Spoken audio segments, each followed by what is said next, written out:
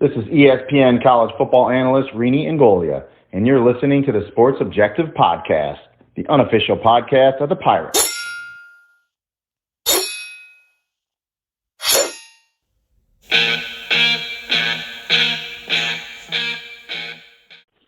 Well, Bubba, as always, this is summertime, which means that it's time now to start thinking about college football, and we're very excited for the first time to have one of our new coaches at ECU. Absolutely, Dave. Last week we had a lot of fun catching up with defense coordinator Blake Harrell. Today we have with us special teams coordinator, defensive end, and outside linebackers coach, Tim Daoust. Coach, we appreciate your time this morning. Hey, good to have you guys. Thanks. Appreciate it. No doubt. I appreciate you taking the time. I know you have a special day with your wife's birthday, so appreciate you coming on the show. And you can't keep Mama happy, then nobody's happy. So appreciate you so much for carving some time out for us this morning. Very happy to have you on. Obviously, to have you on the staff. We've heard a lot of good things about you here. And first, before we get diving into football, you've had a few months now to be in Greenville. What's your impression of Greenville and East Carolina? You know, my wife and 3 kids have transitioned really well. It was they're getting of age where I had to do some explaining when we picked up the family. But this town has been great. The staff, the people on the university, our players. It's been a very welcoming place. A little bit of everything here. Plenty of good places to go eat and have a good time. And my kids have enjoyed the new friends they've made in the local schools. So, and I tell you, the big impression on me when I came in town before my family is that this community is full throttle ECU Pirates, so they're just anxious for us to get back on the field, fill up that stadium, and win some games. No doubt about it, Coach. When you look at, obviously, we've had a tough time here in Greenville, and very happy to have Coach Houston here. We're big fans of Coach Houston even before he came to Greenville. What's it like working with Coach Houston? Well, I think you've got the right impression of him. I think this community and the university has got a lot to be excited about. Things are headed quickly in the right direction, and we're excited to get back on the fall. It's been exactly what I thought it was going to be. He made a great impression on me when we met a few years back, and very straightforward. We believe in the same things philosophically, and how players should be treated, and how programs should be run, and how football games should be won. Play strong defense and be physical and demand greatness out of the kids, and they've bought into that as well. So things are going well so far. Coach, as you take a look at things on, your path to East Carolina, your previous stops, and you spent 6 years as a coordinator, 3 as a special teams coordinator at Syracuse from 2013 to 2015, and then defensive coordinator stops at Ball State, and then also Western Michigan. So just talk about that experience, and obviously now you're on a defensive staff with a tremendous defensive coordinator in Blake Harrell. Yeah, every year and every stop's been a learning experience for me. Figure out the best ways and get around new coaches to learn new things and new ideas to implement into your own philosophy. And that hasn't changed here. Got a great chance to be a special teams coordinator at Syracuse under a great friend of mine, Scott Schaefer. And I thought we did a really good job. Tried to do the best we could to stay in football games in a high-powered ACC at that time with Clemson and Florida State and Louisville and those likes. A great opportunity for me to grow as a young coach, and that chance to run the defenses at Ball State and Western Michigan was a lot of fun for me. And now here at East Carolina, take those lessons I've learned and move forward and add to Coach Houston's staff. No doubt, Coach. One of the things I've been really impressed with is obviously looking ahead to the season and looking at the depth chart, so to speak, starting out with one of your duties as special teams coordinator. You got to be really happy with the depth we have there starting out with special teams. Certainly am. I think a dynamic return man in Snead is going to be a challenge for every team we face. So I'm glad that other coaches and players are going to have to turn on the film on Sunday, Monday, Tuesday, and have to worry about how to keep the ball out of his hands or limit his touches. So we're excited to do the other side of it and get him the ball in space and see what he can do. But then, some new competition coming in as kicking positions and long stepping positions, but a talented group of kids to do the specialty spots. But as coaches upgraded this roster, what gets overlooked is the great players that are going to be filling the other 10 spots around those specialties. So I expect some really good coverage units and return units out there because the talent in this program just continues to increase. No doubt, Coach, with looking as far as special teams with the punter being a senior, the experience of John Young, what does he bring to the table? Yeah, John has been a steady force in the room. His experience, talking to me about things that he sees and feels in his routine as he goes through things, but also with the new kids that have been through there. It's nice to have a guy that's been in the fire before, is battle tested and done a nice job, and he has worked tremendously hard throughout the winter, the spring, and early summer to really perfect his craft because he has high expectations of himself. At times a little hard on himself. So we expect big things out of John, and then to pass that work ethic on to the young guys, the other long snappers and kickers that are in the program, because he's a very, very intelligent young man, and he really knows his craft. He's not just punting, but kicking and snapping as well. Yeah, that's one of the things, Coach, I was going to bring up as far as the punting side of things with John Young and Luke Larson, having two guys that both averaged over 41 yards per punt last year. That has to be a nice luxury. And obviously Luke Larson in that season finale against SMU showed that he can pull it down on the rugby punt and do what he needed to do with his legs to get first down. Yeah, the Aussie called his number and got a first down. When I've watched and been told, it really got the game going in the right direction for the Pirates. So that was a good move by John. But that experience really puts me at ease going into fall camp that we've got depth at that position if where it goes south. No doubt, Coach. When it comes to talk about the kicker situation, I know with Jake Verity leaving and being a senior, moving on, and I know looks like at the depth chart that you have the freshman. Is it Owen Dapper? Well, Owen did a good job in the spring. I was told he showed a lot of promise in the fall, and he certainly continued that into the spring and so far into this summer. Owen's a good kid, got a good personality. Things don't faze him. Strong legs, showed that he'll be a solid kicker for us. But Coach and I talked, and then his goal and our goal throughout this program is to create quality competition throughout, and we've done that with some incoming freshmen that are now on campus and are going to push Owen for that kicking spot, be it field goals and or kickoff. Lath Margin's a very strong leg. Very, very strong leg, talented kid. That's going to give Owen a run for his money. Carson Smith from over there in South Point, he's done a nice job early on here. I heard good remarks about him from his peers, so we're excited to see what they can do at the kicking position. Coach, I wanted to ask you as far as the kickoff returns, one of the things I love about Mike Houston is it seems like he's aggressive all over the place. Speaking of special teams, we love, obviously, a great kid that was a walk-on and gets a scholarship, a North Carolina kid in Raleigh with Tyler Snead. I take it he's going to be running back at kickoffs? Well, I think when you got a guy like that, you just how many times can we get him to touch the football? I let DK handle the offense, but on special teams, Coach. That's the great thing about Coach Hughes, should be it Snead or anybody else. We're going to put our best players out there to help the football program get in position to win football games. And Snead will be back there getting as many touches as we can. You take a look on Tyler Snead's kickoff returns for touchdowns against USF in 2019, Temple a season ago, and then the Pirates also blocked a punt for a touchdown in each of those seasons, Old Dominion in 2019 and then last year down at Georgia State. So obviously this is a program that's not unaccustomed to having a lot of success on the special teams side, and just talk about how you're building on that moving into 2021. Oh, you guys trying to create some pressure for me, it sounds like. Yeah, not at all. No, the great thing here, and when Coach and I talked about the special teams role, it starts at the top.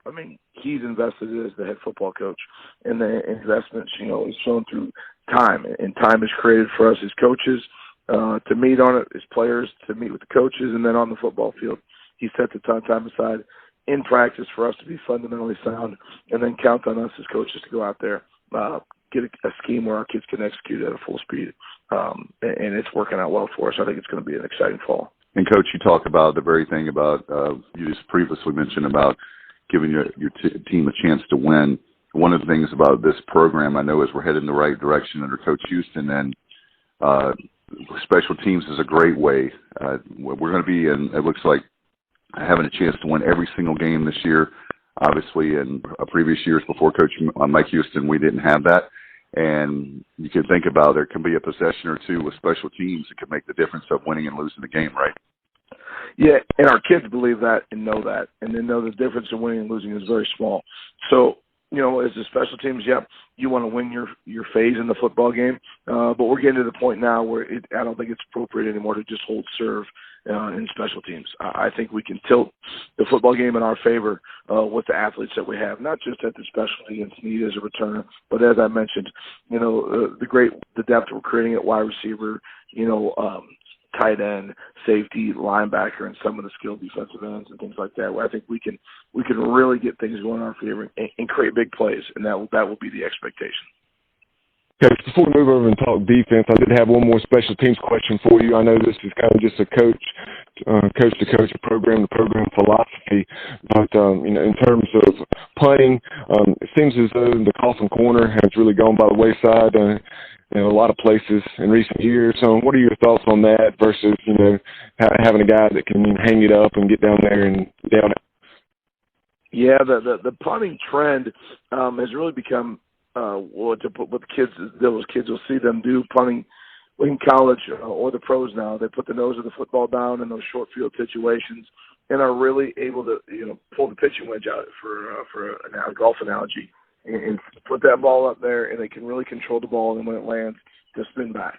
And the efficiency from the pros on down in those red zone punt situations has really increased in the last 10 to 15 years because of this new punting trend. So instead of trying to get along that sideline and see where it goes out of bounds, give yourself a little more grass to hang the ball up there, and if it does land, a chance that it's going to roll backwards. And those kids have done a tremendous job of perfecting that punt. Luke Larson is extremely strong at it from his days as a rugby player, being able to pinpoint the ball and put it where it wants to be. What he tells me pass the ball is what he continues to call that, which I got to get that clear to him. That's not a pass when you hit it with your foot. But and then John is getting better and better and knows that's a weapon he needs to put in his pocket moving forward. But that's where the trend has gone. The philosophy, just give yourself a little more grass and then hang that ball up there and let it spin back. Moving over and talking some defense, Coach. Obviously, one of the things that has been missing in recent years is some depth in the trenches and also putting pressure on opposing quarterbacks. So just talk about some of the guys you have in your room. Jeremy Lewis making the move over from tight end. He played on the defensive side in high school, and then you also have Chad Stevens, who's a promising young talent. Yeah, there's a room full of young guys. I don't think there's an old guy in the group. I think we'll be looking at those faces for a couple of years. It was nice to coach. I got there and Jeremy was already moved, so that didn't have to be a discussion. And Jeremy is as talented kids we have on the football team. Find the right fit for him. I think he kind of went to tight end out of necessity early in his career, but he's a defensive-minded kid. He plays fast. He's physical. Now we just got to continue to keep his body in shape. Just talk to Jeremy constantly about building his machine up for this fall because we're going to put him out there in situations to make plays for us. And he showed in the spring that he has that type of ability to be that stand-up. We call the rush outside linebacker for us. We're sometimes just coming off the edge, and he has the ability, athletic ability to play in space and play some zone coverage for us as well. And Chad Stevens, and he will play a lot of that position. And then, we're not afraid to dip into, as more depth is growing in the linebacker position, to look at kids to play, to come over and help us off the edge to increase our athleticism in certain situations. There into the boundary at the rush spot. Manny Hickman had a really good spring, has developed into a leader in our room, doing a really good job at the field end position. Kareem Stinson, Elijah Robinson, Trayvon Freshwater. Those kids are willing to fill roles behind him, but also always keeping an eye out there and try to add a new name or two to the program as well. And Coach, one of the things that I'm a defensive guy. I love defense. And one of the things I've noticed is this is probably the most depth we've had at defense since going all the way back to 2015, a good number of years ago. What are your thoughts, being obviously a D1 coach, as far as our depth we have overall with defense? Well, I think the trend is in college football, and it is certainly true. I've tried to explain to the kids that one guy no longer takes 80 snaps on defense. I think to have a great defense, you have to be able to play 17, 18, 19 guys and not just a few snaps. Got that mindset in the room where those kids know it's all out full throttle, 3, 4, 5 snaps, and you're going playing whatever the offense puts on us, and then we're ready to rotate and get guys out there. And then when you're fresh and ready to go back in there, you get back in there. So it'll be a constant rotation, especially up front, to keep those kids fresh, to let them also. I think it just creates a mindset in the room that if they put the work in during the week, that they're going to get an opportunity to make plays on Saturday. And those kids earn those opportunities through the off season and through the practice season to get ready to go. So the kids know that if they put in the work and they've earned it, they're going to get an opportunity. And I think that helps create fresh bodies to just, because I do expect us to get the quarterback out of his comfort zone this fall. Coach, what about as far as outside linebacker? Wanted to talk about that. That's been a position as far as linebackers in the past has been kind of thin in that room, but it looks like things are starting to turn in our favor this year. Yeah, we have, I think they played a good number of guys there last year, so it was nice to turn on the film. And then we added Jeremy to the film, but Chad has played. Trey Terry has played in the past. Jeremy really does a nice job adding a lot of athleticism, a little more length to the position. He's learning the nuances and doing a good job. And Coach Harrell's got some depth at inside linebacker, and we'll certainly use some of those guys if we need to, whether it's Xavier Smith or Miles, and get them out there on the edge of the defense as well. But that will be to create more speed on the field. That's what offenses are doing, so defenses are obviously forced to, in a lot of ways, match personnel with those people with those guys. No question about it. One of the questions I had, Coach, is I know that this has been an unbelievable time for you guys as far as coaching and with Coach Houston with the month of June, as we're wrapping up the month of June now. Can you talk about, I know you can't talk about names, obviously, but recruiting-wise, it seems like you guys have done a really nice job. And I'm wondering, have you had any sleep in the month of June? Oh, Coach does a good job. We're organized through it, but June was, buckle up and let's go to work. And we saw that going into it. And, we built up the spring to line up to have a good June. And I think momentum is a word that keeps getting used around this program, but I think that's accurate to say in recruiting as well. The momentum from the SMU game, the momentum through the spring, and the workouts for our kids, and it's transitioned into recruiting as well. A lot of positive vibes in our building. Our players have done a tremendous job when families have come through. And being very honest and transparent with those folks and selling what we have here. We've got great people and great facilities and a great university. And I think a lot of families have seen that here in June. And I think it just continues to be an uptick through the rest of the summers. We battle for some high-end kids against some top-level programs. Coach, obviously, and going into your first season in the program, just talk about, right out of the gates, you have a huge matchup with App State and Charlotte.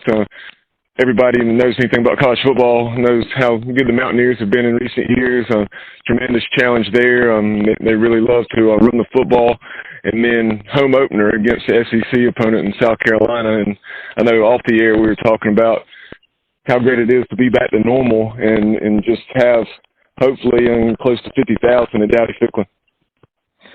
Close to 50. I'm told 51, 52. I expect it to be a bunch. Absolutely. Standing room only. That's right. That's what I expect. I saw a little bit of that with baseball, what this community can do. So I'm excited to experience through the football lens this fall. But yeah, the schedule makers wanted to challenge us in year 3 of Coach Houston's stay here. App State's a tremendous program that we have a lot of respect for. But we're excited for that opportunity. Let's go out and do it. They run the football.